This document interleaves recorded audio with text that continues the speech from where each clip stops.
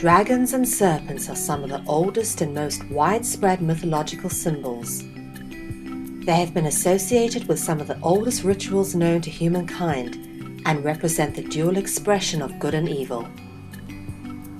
In order to grasp the role of dragons, which through occult means is interwoven into our culture, we need to delve deeper into the hidden meanings and symbolism of the dragon, which is not only found in symbolic representations, but also in our language in a literal, allegorical, phonetic, and philological context. Through an examination of many symbols and languages across the world, it has become abundantly clear that in order to know the truth about the nature of our reality, it is essential to chase down dragon mythology, symbolism, and language. To paraphrase the Oxford English Dictionary, language is a method of communication, either written or spoken, consisting of words in an agreed way extending to a community or country. This definition likewise extends to that of symbolism, which is defined as a mark or character taken as the conventional or occult sign of a being, object, idea, function, or process. Symbols are not just pictorial motifs, they are also encoded into our language to denote symbolic equivalence, particularly through the mode and application of synonyms as a symbolic indicator. The purpose of a sign, symbol, or synonym is to substitute the object with a symbolic counterpart. Adoption and use of symbols is universal to all cultures and are primarily used as a mechanism of subterfuge in order to hide the truth about the existence of dragons, which is the very root of our culture. In order to grasp the full extent of the multi-layered symbolism, it is important to cross-reference these symbols with some of the etymological roots of our language, not only in the words, but in the very structure of our language through grammar and syntax. This is such a vast expanse of information that it is difficult to go at it in a linear fashion, starting at the beginning and finishing in some all-defining end. So where does one begin?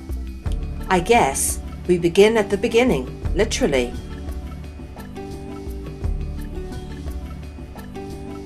If we were to talk about a man who crossed the road, we would say, a man crossed the road, or the man crossed the road. The variables in these two sentences being a and the prior to the subject of man being referenced. Almost all sentences in the English language are constructed in this manner. It would not be grammatically correct to say man crosses the road. In this context, the grammatically correct way to phrase this sentence would be to reference it as the man or the indefinite reference of a man.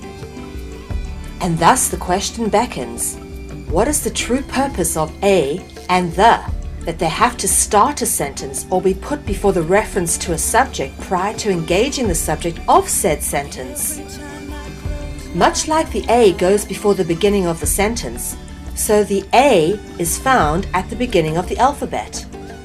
In fact, the alphabet is named after the first two characters being alpha and beta, as they are known in Latin. If one looks at the symbolic representations of alpha in its capitalized form, it is actually a representation of the all-seeing eye in the capstone, which is separated from the pyramid, as represented on the $1 bill, which, as discussed in part 1, is a symbolic representation of the dragon. Why do you think they call the famous Italian car Alfa Romeo? And why do you think it's represented by a crown-wearing, man-eating dragon?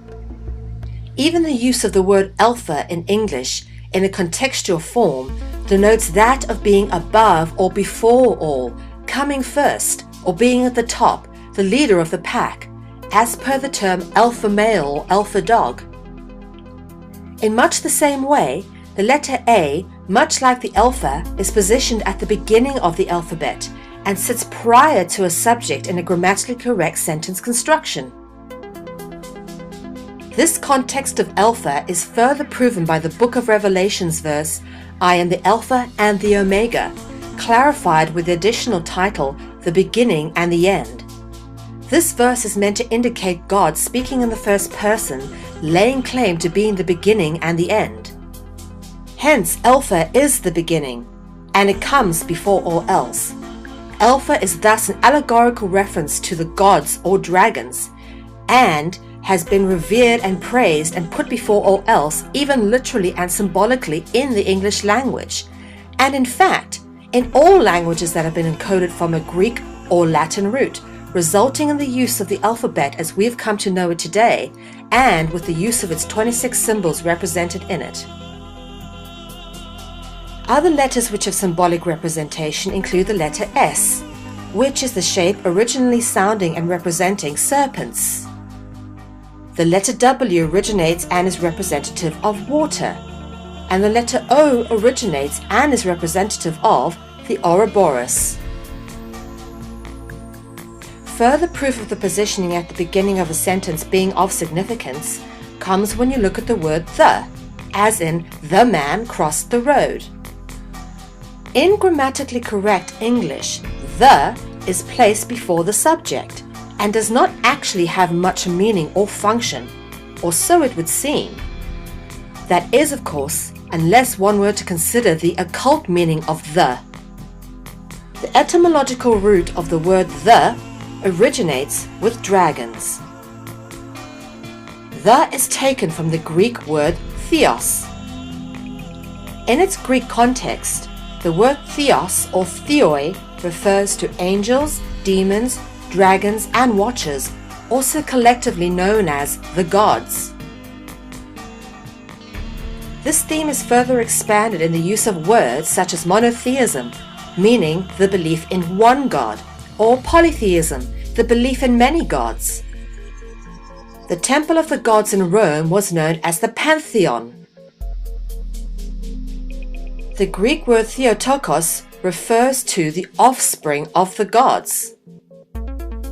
Hemithoi is the Greek expression referring to a being that is half human and half dragon, no doubt the Theotokos progeny.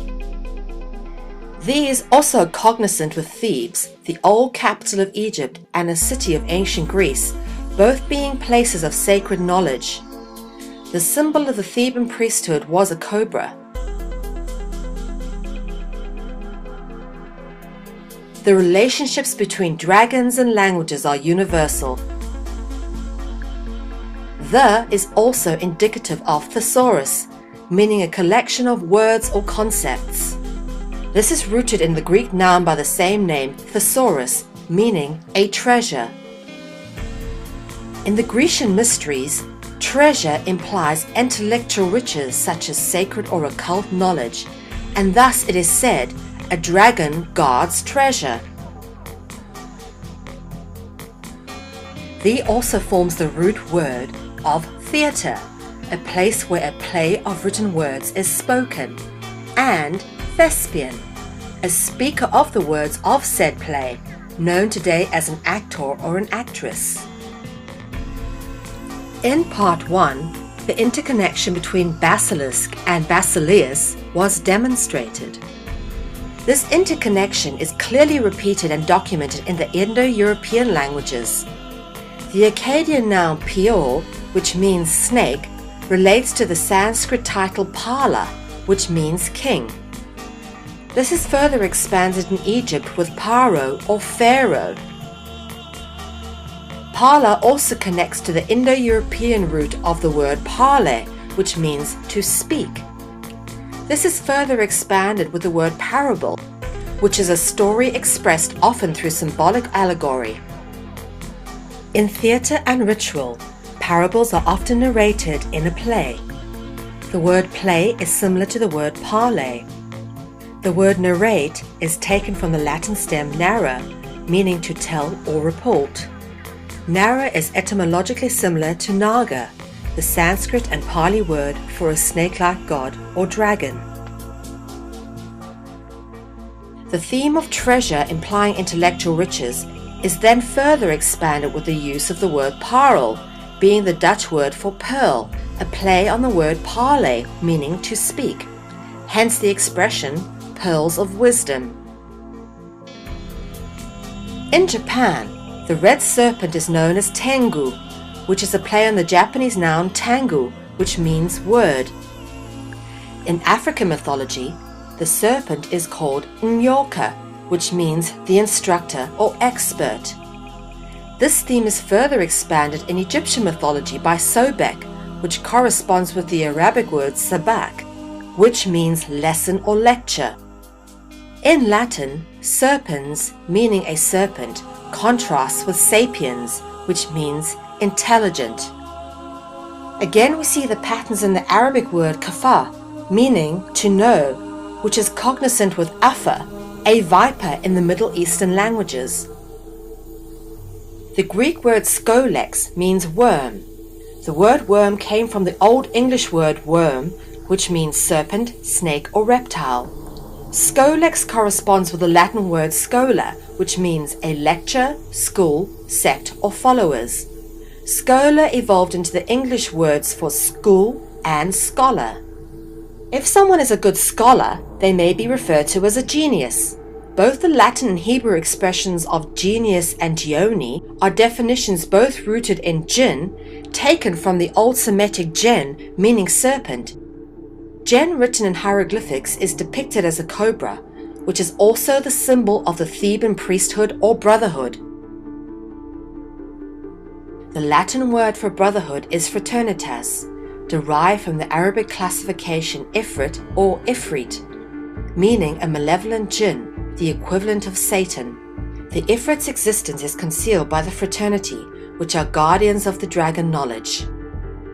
Judaic law equates Ifrit with writing, codified with religious scriptures. In Hebrew, for example, the stem Ivrit denotes the Hebrew language. Ifrit exposes the Arabic verbal stem irif, which means to know or to have knowledge. The Arabic word shaitani, which in English is Satan, parallels with the adjective shatir, meaning wise. As discussed in part 1, the Hagia Sophia in Istanbul is a 2,000-year-old Catholic cathedral used as a mosque for some time.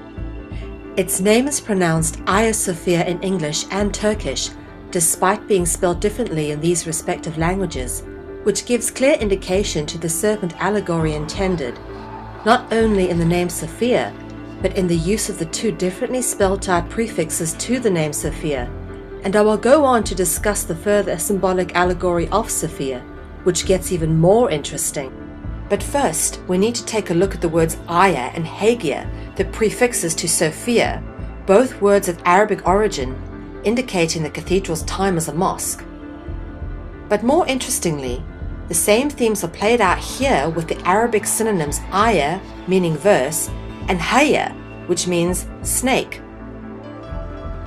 This pattern is again evident in the Semitic Grecian wordplay Sura, meaning verse, and Soros, meaning reptile. A further extension of this theme comes from the Hebrew word Zora or Zohar, which means brilliance and is abridged with the Semitic root word Sao, meaning light. Apart from the very obvious serpent root word Ophi, the goddess Sophia was famously known as the personification of wisdom. Sophia invokes the word Sopha, which is taken directly from the Greek word Sophia, which means a writer or scribe. This leads to the word Sefer, which means a book, indicative of the word Siper, which is a tale or story, which is further expounded with the word Lesefer, meaning to tell. This evolves into the English transliteration Lucifer, which stems from the Latin word lux fer, meaning light-bringer. Repeated over and over again, the same signifiers are found in all the world's languages. The Elohim, as mentioned in the Old Testament of the Bible, is derived from the Arabic word Elo, meaning light. This is abbreviated in Hebrew as El and in Arabic as Il. The Il root is present in words such as illuminate and Illuminati, and is cognizant with Lucifer and Lightbringer. The El root is evident mostly in names of the biblical dragons or angui, taking the form of angels, such as Azazel, Azrael, Gabriel, and Michael. Elo is transformed into the modern Arabic Ella, meaning God or Lord. Allah is the etymological variation of Allah, the God of Islam, which in turn is similar to Pala, the Sanskrit word for serpent royalty.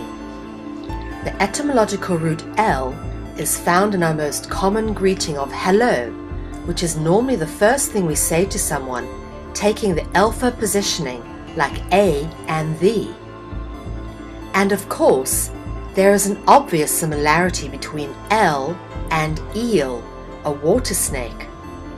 A Dutch word for a famous Dutch delicacy of smoked eel is known as parlon, which is phonetically similar to parlour, the word palace being derived from this root. Repeated over and over again, the same signifiers are found in all the world's languages, which indicate the dragon intrinsically interwoven into our language through a multi-layered symbolic exchange of expression left for us to decipher. Intrinsically, the Semitic noun Nahash or Nakash, meaning a serpent, shares the additional meaning to decipher. Nahash in its shortened form indicates the verb to deceive. Incidentally, the words deceive and decipher are from the same family of words. As can be seen through our journey of chasing the dragon, the evidence is written in codified form. But the more interesting theme that starts to emerge is the duplicitous nature of the dragon and how openly it has been recorded. Whilst concealing its existence, dragons hide behind occult ritual, not wishing to be found, whilst embedding themselves symbolically into our language.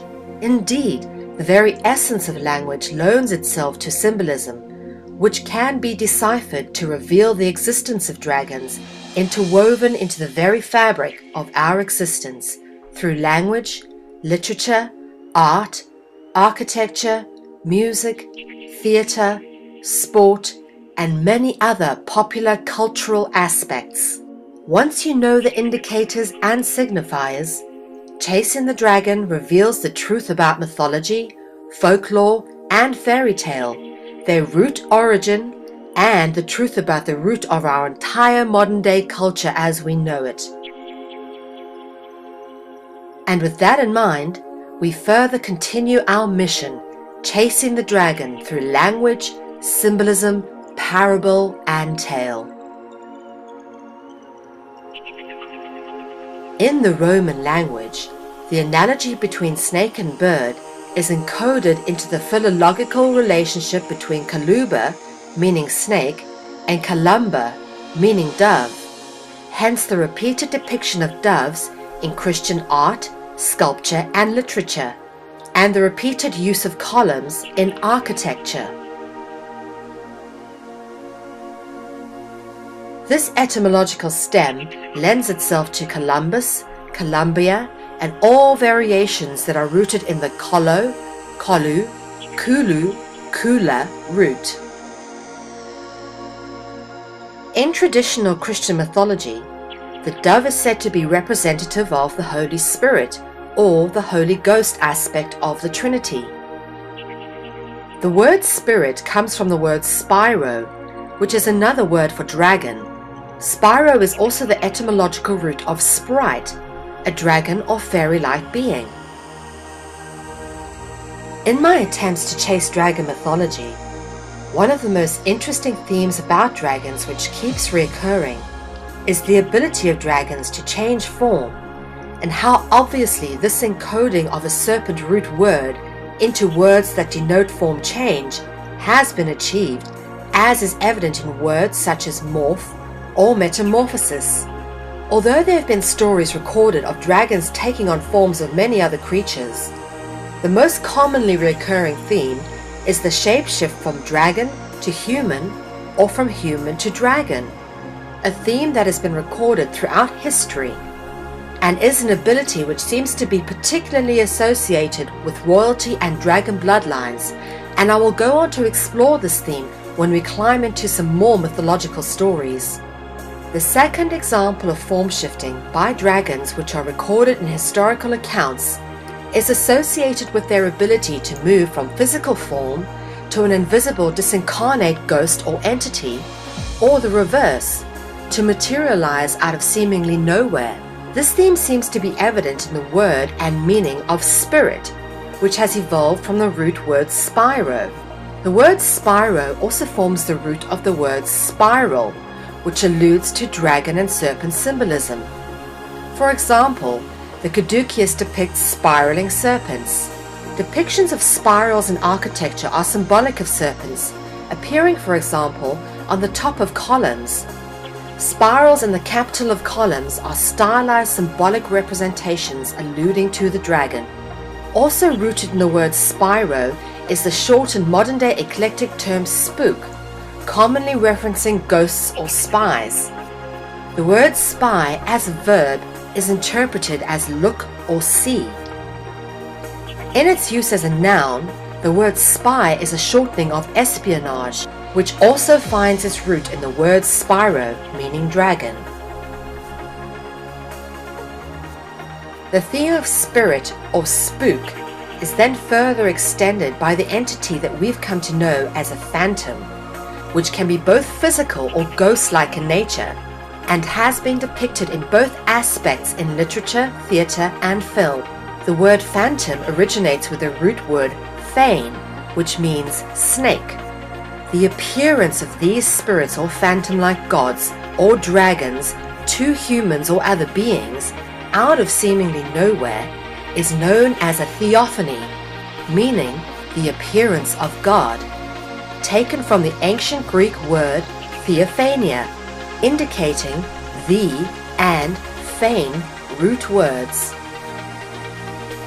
The etymological evidence of these words suggests that dragons do exist, and sometimes they are visible to us, and sometimes they are not.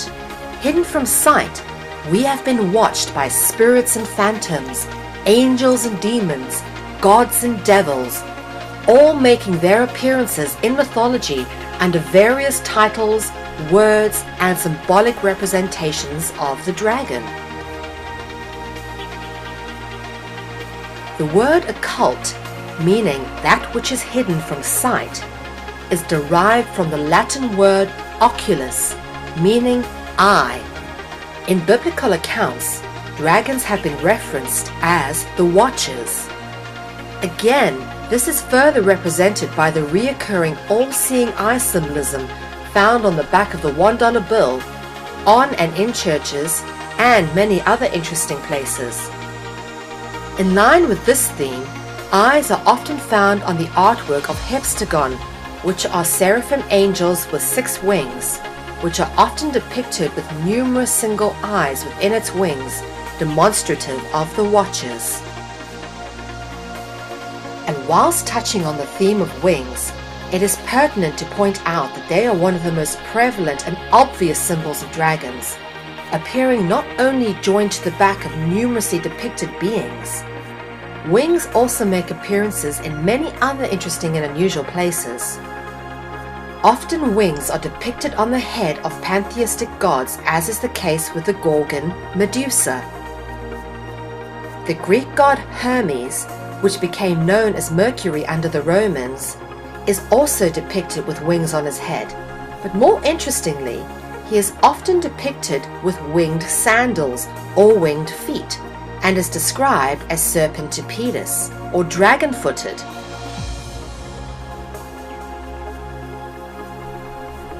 More intriguing dragon symbolism is that of the winged sun, a commonly known depiction of divinity, royalty, and power in the ancient Near East, particularly in Egypt, Anatolia, Mesopotamia, and Persia.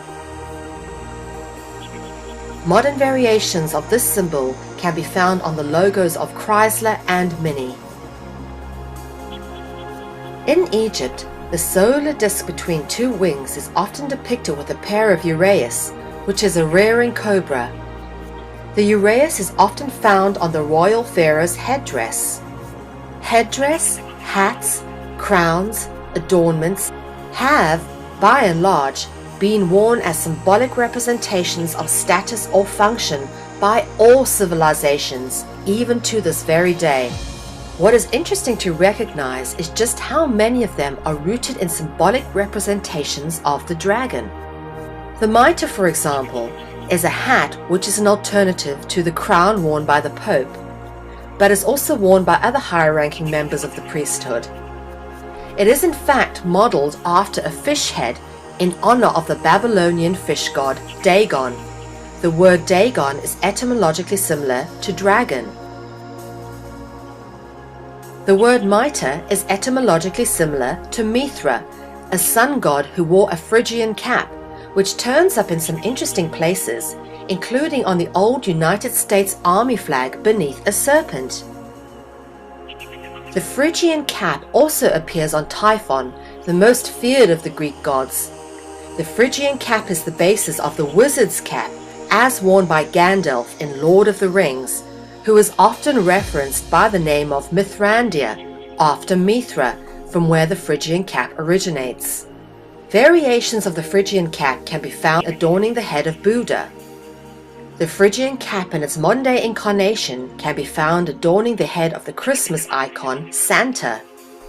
Incidentally, the word Santa comes from the same group of words as Satan and saint. Dragons have often been depicted with plumage on the top of their heads, which has inspired the headdress of many Native American tribes, but most notably the Roman army, who wore dragon-inspired plumage on the top of their helmets to make them look more fierce. Representations of this are found in some very interesting places, such as on the American Express logo. One of the most obvious symbols of the dragon is the appearance of horns on the head. Horns appear in many dragon depictions, especially on those known as the devil, Satan, or Lucifer, but horns are most likely rooted with the Roman god Pan, most often depicted with horns and goat-like features, including cloven hooves, appearing part human and part goat at times. The word god and goat are etymologically similar and share the same root, again revealing the further dualistic nature of the dragon. Halos are found depicted in artwork and represent a circular motif, usually representing light, or more specifically the sun, depicted around the head area. In Byzantine artworks, sun circles or halos were commonly depicted with a cross, giving correspondence to the solar cross of the zodiac. Halos have been used in the iconography of many religions to indicate holy or sacred figures, and sometimes they've been used to indicate rulers or royalty. Halos are solar discs. Sun symbolism, of course, represents the dragon. The glowing halo of light is sometimes depicted as surrounding the entire figure, not just the head. In such instances, this is known as an aureola. In Latin, it is called the aurea, which means golden. Much like halos, aureolas are luminous clouds which in paintings have been said traditionally to represent sacred personages. The aureola's deeper function is to mask the dragon by acting as a symbolic representation. In fact, aureolas have been depicted with sun rays around them, giving clear indication to sun symbolism, which is used to mask the dragon. The common multi-purpose gold crown is actually meant to represent the sun, which, as discussed, is a representation of the dragon. Crowns are most often depicted as being worn by royalty, who are most likely Theotokos, offspring of the dragon. The word crown is derived from the Greek god Kronos, a dragon god of the Greek pantheon, also known as the god of time, from which the words chronology and chronological are derived. The modern clock face is based on the exact same design as the cross of the zodiac, being that of a circle with a cross in the middle, dividing the circle into quarters, each quarter containing 3 units of time, totaling the number of 12. The central point of the circle where the 2 lines cross represent the 13th occult or silent principle, Madame Blavatsky, founder of the Theosophical Society, states in her book The Secret Doctrines that the symbolic significance of the point within the center of the circle references the first differentiation of the ever-eternal nature, the first cause, but that from which it emanates is passed over in silence. The cross of the Hermetic zodiac and the Roman clock face are both based upon the exact same template, whilst depicting totally different measures of time, whilst all corresponding with the movements of the sun, a most ubiquitous symbol of multi-layer construct. The Egyptian sun god Horus lends his name to the etymological root of hours. Horus is also the root of the Dutch word horlosie, which references a timepiece we commonly reference in the English tongue as a watch, again alluding to watcher, eye, oculus, occult-themed thread. Both Horus and Mithra share the same birthday as Jesus, being the 25th of December, the birthday of all solar messiahs, such as the Greek god Attis, born of the bird Janala, which is a homonym of Pala, being serpent royalty. This birthday is also shared with Dionysus and Krishna, an Indo-sun god variation of Christ.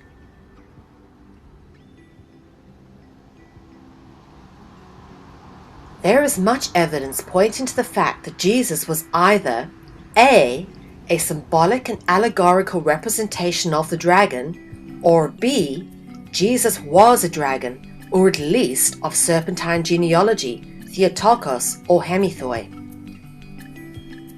Let's deal with A first. As discussed, sun symbolism is a representation of the dragon. It is very likely that Jesus, as we've come to know him in Christian mythology, was in fact a solar messiah, not a real person, but an allegorical symbol alluding to sun and dragon worship. Jesus is referenced in the Bible as being the Son of God. The first clue lies in how phonetically identical the two words son and son are. Despite appearing outwardly to have two totally different meanings, they are both in fact literal and allegorical symbolical references to the exact same principle, and thus it is not by chance that son and son sound identical when spoken. This is in fact the very intention. Another clue lies in the naming of the Christian sacred day of worship as Sunday. Now, dealing with option B, being the possibility that Jesus was a dragon, or at least from the serpentine bloodline. The most obvious evidence of this lies in the facts surrounding the conception of Jesus. It is documented and said that Jesus was the result of immaculate conception. In Latin, one of the most common words for the word serpent is eaculus, which is the root origins of the word immaculate. Eaculus is of course sharing the kolo, kolu, kulu, kula root of Kaluba, Kalubra, Columba, Columbus, Columbia, and Dracula. Kalubra is the Latin word for snake. If one removed the lu from Kalubra, you are left with cobra.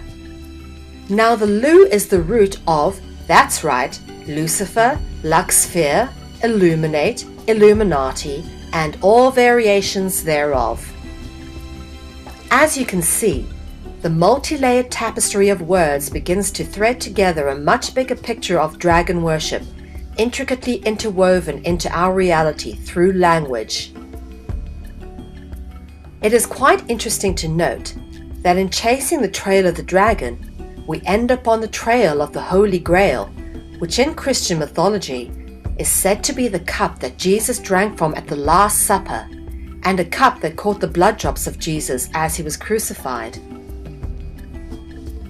In Leonardo da Vinci's painting of the Last Supper, it clearly shows symbolism that relates to the serpentine bloodline by Da Vinci's acknowledgement of the numerical code that alludes to the fact that Jesus is in fact an astro-theological hybrid of a sun god, like many pre-Christian sun gods that came before him.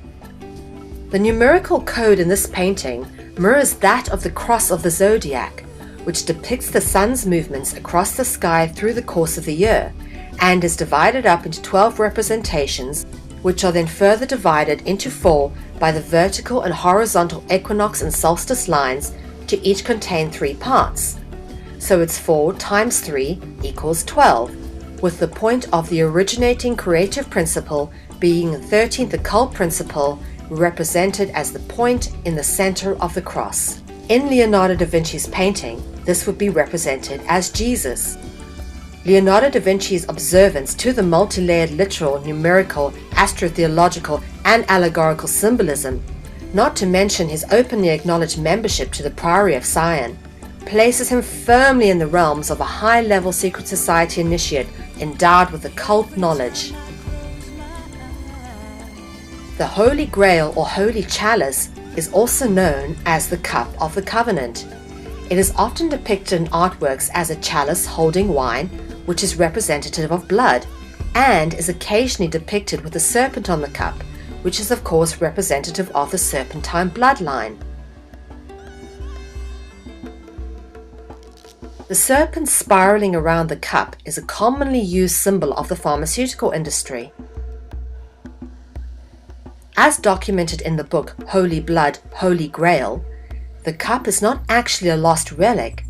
Rather, it is a symbolic indicator of the protected sacred royal bloodline said to be the bloodline of Jesus. The Holy Grail turns up in Arthurian legends, which recalls the events through various historians, writers, and storytellers of King Arthur Pendragon of Camelot. Arthur took his name from his father Uther Pendragon. Pendragon meaning head dragon. The Holy Grail iconography with a snake on the chalice also turns up, interestingly enough, in medieval heraldic depictions of Melusine, also known as Melusinde and Melusina. The story of Melusine is important in our efforts of chasing the dragon through history, as the story of Queen Melusine has been recorded in several different historical texts as events which actually transpired. Melusine also forms the focal point of the Starbucks Coffee Empire's logo, so even if you haven't heard of her, you most likely have seen her, so I will spend a bit of time discussing the etymological significance of her name. In her expression as Melusine, the meaning, when broken down through Latin, quite literally means dark and light. In heraldic depictions of Melusine, she is shown with one wing dark and one wing light. A little side note here, my name is Mel, and the name of my first book is called Light and Dark. The coincidence is quite by chance, or is it? Melusine is often depicted in folklore and fairy tale as a feminine water sprite or mermaid, the guardian of sacred springs and rivers.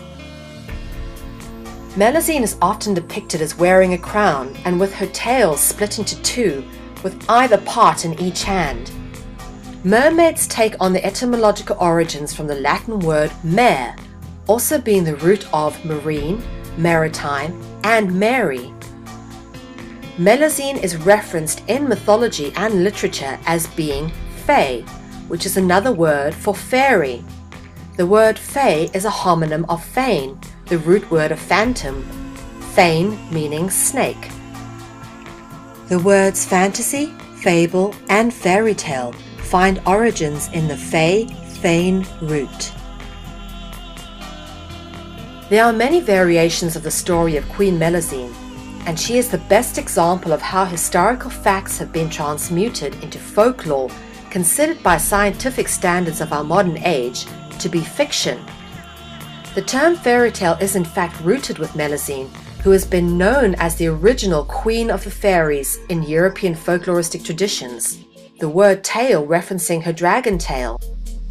In Europe, the story of Melusine was passed down from generation to generation, often becoming part of the repertoire of stories between spinners and weavers as they worked, becoming the subject of medieval storybooks, and thus not really taken seriously as part of historical accounts, rather taking its place alongside all other dragon stories, rooted firmly in the category of semi-dismissive mythology. But Melusine was not a made-up story told to delight and entertain children. Historical records document the existence of Queen Melusine, and the events surrounding her were known far and wide at the time. The most famous literary versions of Melusine tales is that of Jean de Arras. The story of Melusine mirrors that of her mother Pressine on some very significant facts, which is why we start our exploration of the facts surrounding Melusine with her mother Pressine. At the time of the Crusades, Elenus was the king of Albany, also known as Elba, an old name for Scotland. The story goes that when hunting in the forest one day, he came across a beautiful lady. She was Pressine, mother of Melusine. It is not known for sure if Pressine put an enchantment on the king, or if the king genuinely asked Pressine to marry him out of falling in love, but Pressine agreed to become his wife, and she took her place as the Queen of Albany alongside the king. The marriage, however, came with some conditions that could not be violated, for to do so would result in devastation. It is said in fairy tale that there is often a hard and fatal condition to any pairing of fae and mortal. The conditions agreed to was that the king was never to enter Pressine's bathing chamber.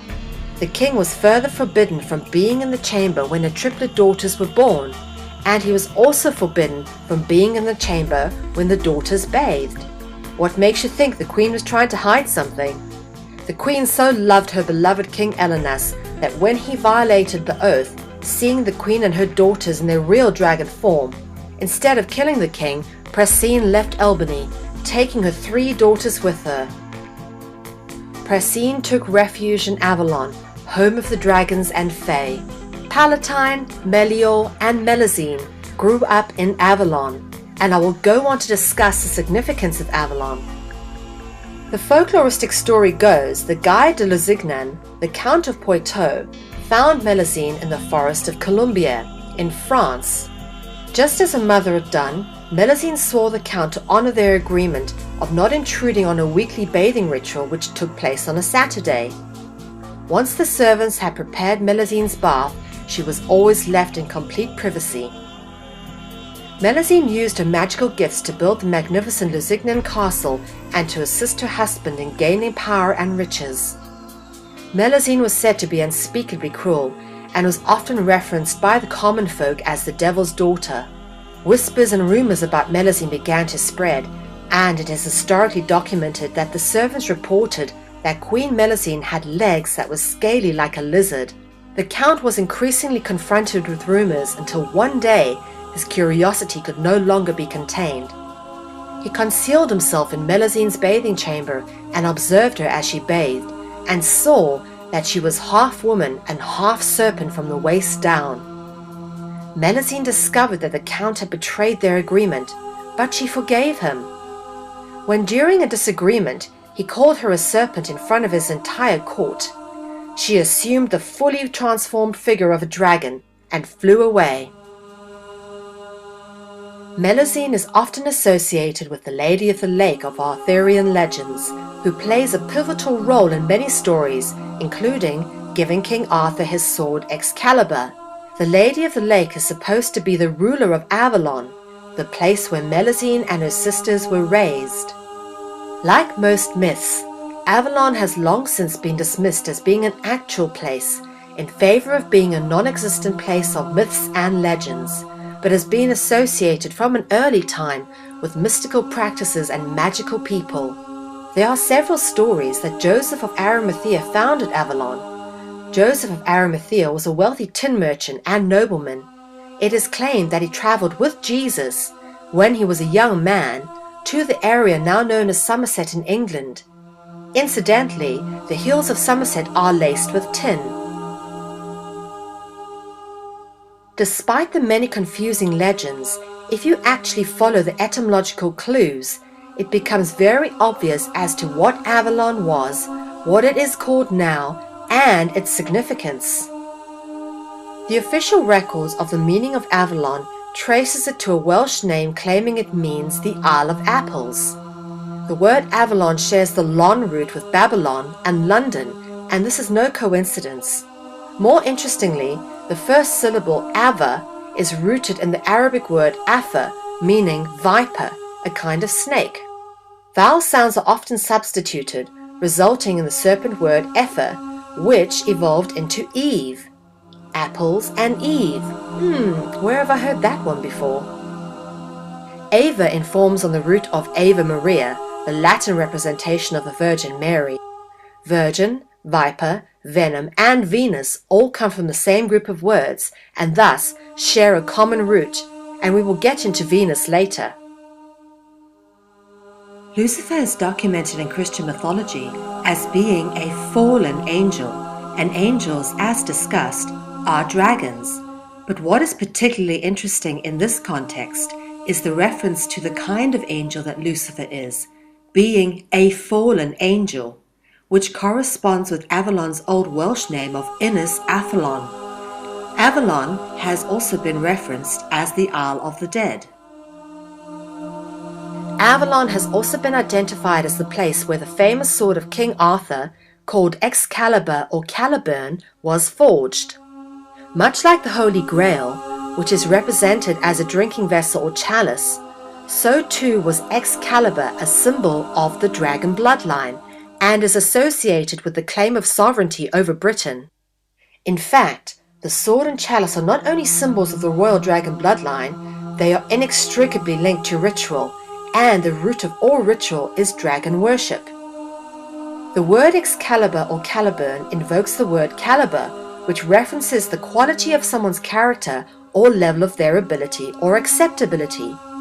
Using this in context, for example, only a man of the right caliber would become king, referencing the dragon bloodline and the divine right of this bloodline to be king and rule.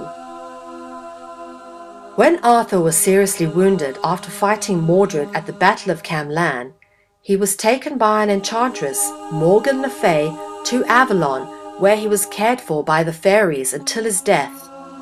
Morgan was one of 9 sisters and was said to be a close blood relative of Arthur. As if her second name, Le Fay, referencing fae or fairies, was not enough to give away that Morgan was a dragon, the name Morgan shares the same serpent etymological root of or, much like Gorgon. So where is Avalon now? Although dismissed as a non-existent mythological place, Glastonbury has been identified as Avalon, although this has been disputed. My own investigations lead me to believe that Glastonbury is in fact the place that was once Avalon, and again the evidence lies in the etymology. Although no longer an island, in the 12th century, the high conical bulk of Glastonbury Tor had been surrounded by marsh before the surrounding fenlands and the Somerset levels were drained. In earlier centuries, the area had been flooded when sea levels rose, and the area now known as Glastonbury was an island surrounded by water and marshlands. Incidentally, apples have always been prevalent in the greater Somerset area, where Glastonbury is. Around 1190, Avalon became associated with Glastonbury when monks at Glastonbury Abbey claimed to have discovered the bones of Arthur and his queen. The discovery of the burial is described by chroniclers as being just after the reign of King Henry II, when the new abbot of Glastonbury, Henry de Sully, commissioned a search of the abbey grounds. At a depth of 5 meters or 16 feet, the monks discovered a massive tree trunk coffin and a leaden cross bearing the Latin inscription which translates into, "Here lies entombed the renowned King Arthur in the island of Avalon." Inside the coffin were 2 bodies thought to be that of Arthur and his queen. According to Gerald of Wales, who was an eyewitness to the events, the body of King Arthur was described as being gigantic. Further clues about Glastonbury being Avalon lies in the roots of the name Glastonbury. Glastonbury's name is derived from the Old Celtic name meaning Isle of Glass or Glass Town, hence Glaston. Much like the hidden dragon bloodline is concealed by symbolism of the Holy Grail, which is interpreted and represented symbolically as a drinking vessel, so drinking vessels are made of glass. In fact, we often reference a drinking vessel as a glass, as in, I drink a glass of wine, and thus, glass is a symbol of the royal dragon bloodlines. This will become more obvious when I go on to explain the significance and symbolism of Cinderella and the glass slipper. But for now, the Holy Grail, a drinking vessel, which we commonly reference in our modern tongue as a glass, is or was a symbol of the royal dragon bloodline, and turns up in Arthurian stories because Arthur Pendragon is in fact a dragon as stated by his name. Much of modern art and culture was influenced and passed on by dragons, including the skills and crafts such as glassmaking. Stained glass windows became a feature of many historically significant religious structures such as churches, abbeys, and cathedrals. When we talk about the glass part of a window, we refer to a window pane. This is etymologically similar to fane, meaning snake. As per the discovery of the remains of Arthur at Glastonbury, that gives indication that this is where Arthur was buried, hence Glastonbury, the place where the glass represented bloodline were buried. And for the final kicker bit of evidence, if we look at Leonardo da Vinci's painting of the Last Supper, it is obvious that all the cups that contain wine which are on the table are made of glass. Avalon, now known as Glastonbury, was obviously a very special place because it is where the dragon, fairy, fae, royal bloodlines lived in safety and where they buried them when they died. Today it is commonly known that there is something very special about Glastonbury, as it draws artists and reveling worshippers to an annual ritual of cultic musical celebration, usually held around the summer solstice. It is interesting to note that the Neolithic henge in Wiltshire, England, not too far from Glastonbury, known as Avesbury, is the biggest megalithic stone circle in Europe. Applying the same etymological root principles to Avesbury perhaps gives you some indication as to the significance and purpose of these massive stone circles in the English countryside, and that they too were perhaps inhabited by dragons and fae, who may have constructed Avesbury and may have been buried there, and perhaps they still are. As discussed in part 1, the name England originates from Anglo, which is rooted in the Serpentine word anguiem or angui, referencing biblical angels. There was a time when England was the land of fairies, dragons, and angels. It is not just Avalon that was seen as a mystical isle, so too was the isle that Avalon was on, being that which we call today the British Isles. In pre-Roman times, England was a sacred place, the refuge of angels, dragons, and fairies, who have left their mark with henges and continue to do so today with crop designs, just so we know that they are there, whilst remaining hidden from us. There is an actual traceable route to the mystical places and beings of fairy tale, myth, and legend, all originating in the same concept and root. The influence of the original fairy tale has been widely interpreted in art, theatre, television, and cinema. But before we pull all the themes together to reveal the common root, let's take a look at the story of Cupid and Psyche. The theme of the pairing of mortal and fae is constantly reoccurring throughout history, making appearances in literature, art, theatre, and film, and having taken on many different interpretations and interesting storylines, some sharing some very similar themes. Cupid and Psyche is a story from the Latin novel Metamorphose. Cupid is sometimes called Eros or Amor. The story goes that there was once a king and queen, rulers of an unnamed city, who had 3 daughters of conspicuous beauty. The youngest and most beautiful was Psyche, whose admirers, neglecting the proper worship to the love god Venus, instead prayed and made offerings to her. It was rumored that she was the second coming of Venus, or daughter of Venus, the progeny of a union between god and mortal. Venus was offended by this and commissioned Cupid to do her work by seeking revenge. Cupid, however, falls in love with Psyche and desires to possess him for herself. Although her 2 humanly beautiful sisters had married, the idolized Psyche had yet to find love. The father suspects that they may have incurred the wrath of the gods and consults the oracle of Apollo. The response was unsettling. The king was told by the oracle not to expect a human son-in-law, but rather to expect a dragon-like creature who would harass the world with fire and iron and is feared even by Jupiter and the inhabitants of the underworld. Psyche was then arrayed in funeral attire and conveyed by procession to a peak of a rocky crag and exposed. Marriage and death are merged into a single rite of passage, a tradition into the unknown. Zephyr, the west wind, picked Psyche up, carried her off, and placed her into a sacred grove, where she promptly fell asleep. Psyche awoke to find herself at the edge of a cultivated grove. Exploring, she finds a marvelous house with golden columns. A disembodied voice tells her to make herself comfortable, and she is entertained at a feast that is served by itself and a singing lyra which sings itself. Although fearful and without sexual experience, she allows herself to be guided to the bedroom, where in the darkness, a being she cannot see makes love to her for the first time.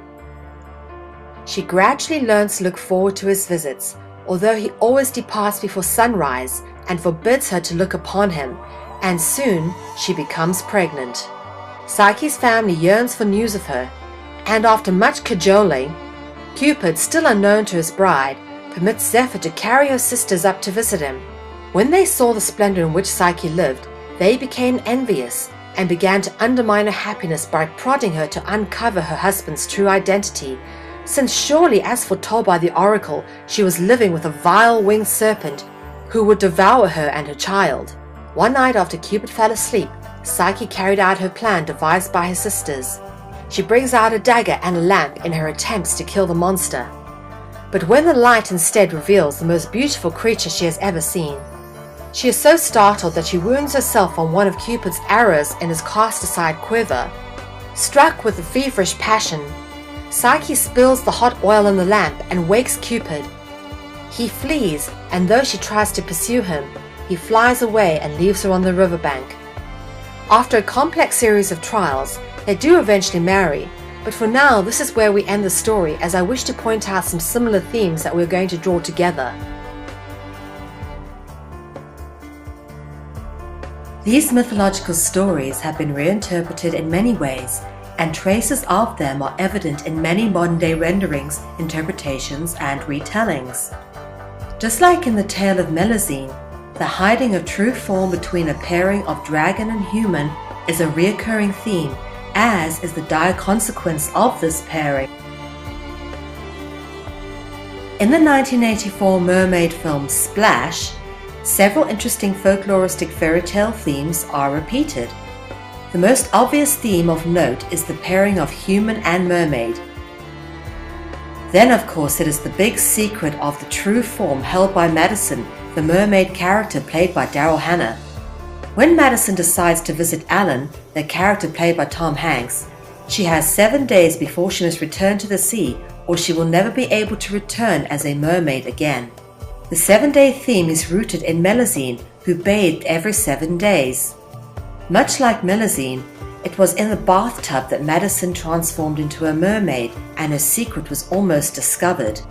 The theme of the tough or dire consequence of the pairing of mortal and fae or dragon is illustrated in Splash by the choice that must be made of either character having to give up their old life to begin a new one in order to pursue true love. In the end, Alan makes the sacrifice and returns to the sea with Madison, and can never return home to see his brother Freddie. The original version of The Little Mermaid by Danish author Hans Christian Andersen details the well-known story of a young mermaid willing to give up her life in the sea and her identity as a mermaid to gain a human soul and the love of a human prince.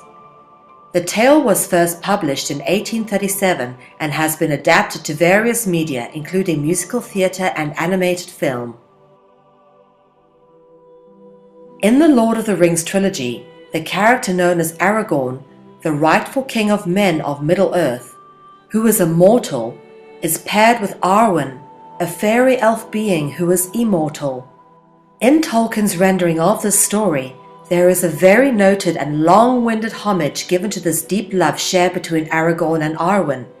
and there is a choice that Arwen must make in order to stay with the man she loves, which results in Arwen choosing a mortal life. Arwen is by Aragorn's side when Aragorn is crowned king by Gandalf, or Mithrandir, symbolic of the priestly orders, who have always traditionally crowned the kings. As if this was not enough of a symbolic indicator as to the royal, dragon, angelic, fae bloodline being played out in classical literature, then take a look at the king's name being Aragorn. Phonetically, it is very similar to dragon, as well as containing the Serpentine etymological root of or. After all, South African-born author J.R.R. Tolkien was a 33rd degree Freemason. In Tolkien's novel of the same series, named The Hobbit, there is a reference to the already discussed common symbolic allegory of a dragon guarding treasure. The theme of The Great Secret being that a character is in fact a dragon, angel, mermaid or fairy, has managed to seep its way into modern-day popular culture and fashion. Anybody ever wonder what was Victoria's Secret besides her super sexy undergarments? And why does the annual Victoria's Secret fashion show put wings on the back of scantily clad underwear models? If you have not yet put two and two together, look at the etymology of the name Victoria, which bears the or serpentine root.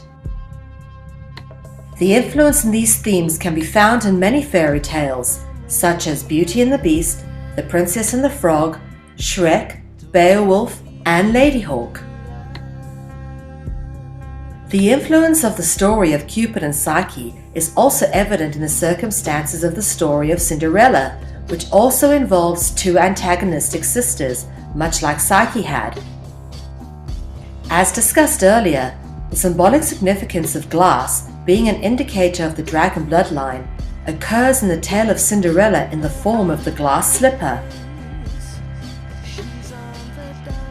The name Cinderella bears the etymological root similarity of Elo and Ala, which means light.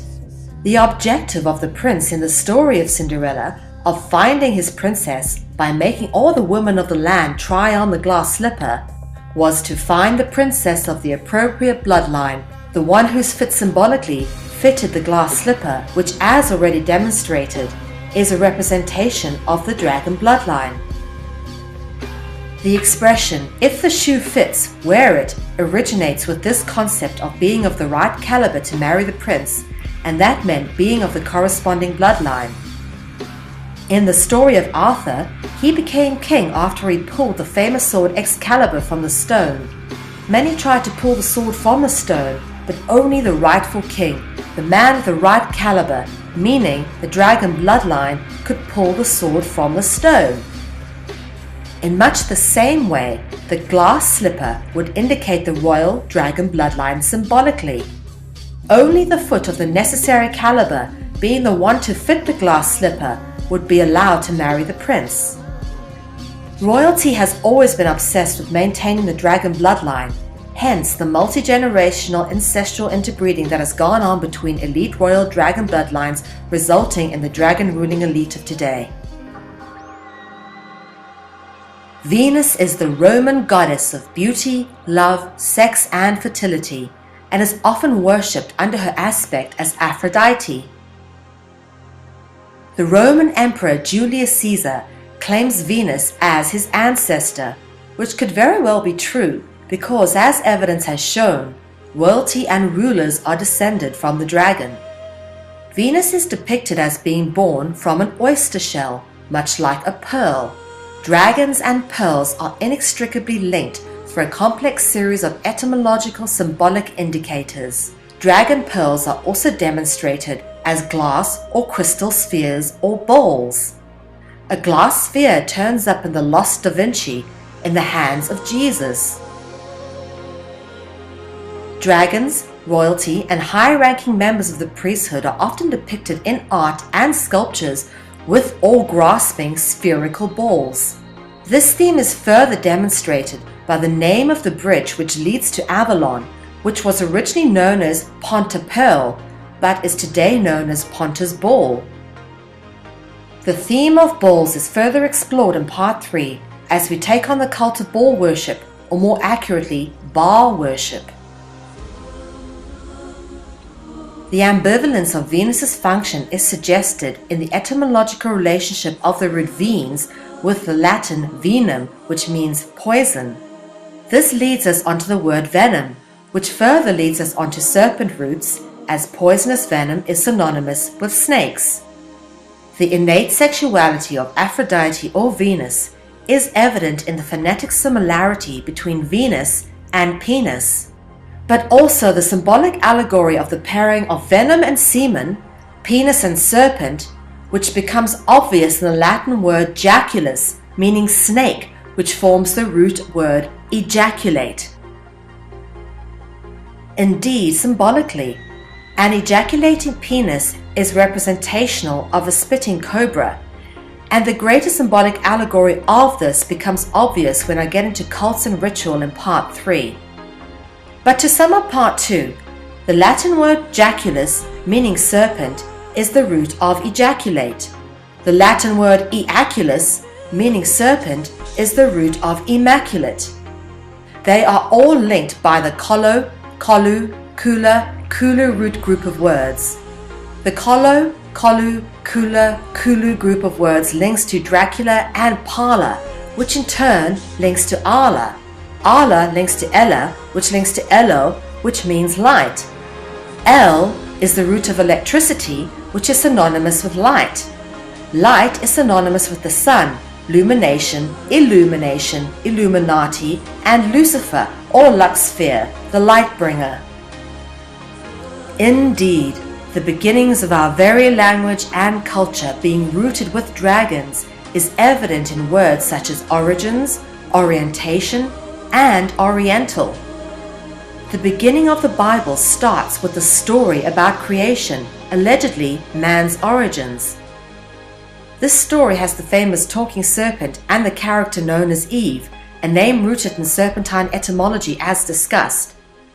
The associated symbolism with Eve is that of the apple, but more interestingly to note is the etymological root of the word pear.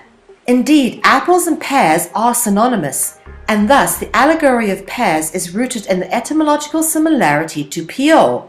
The Akkadian noun Pio, which means snake, relates to the Sanskrit title Pala, which means king. Pala links to the root word para, evident in the words Pharaoh and paradise.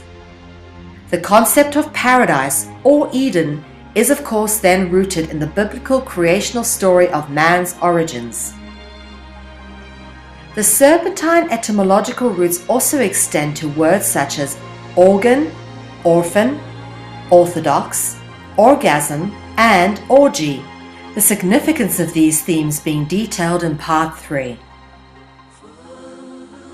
Having chased the trail of the dragon through mythology, art, sculpture, architecture, language, and literature, it becomes increasingly obvious that dragons are at the root of our cult culture and were celebrated, revered, and worshipped, and they still are, under many different disguises, symbols, encryptions, and occult practices, most of which are engaged in without our conscious knowledge of the homage paid to the dragon.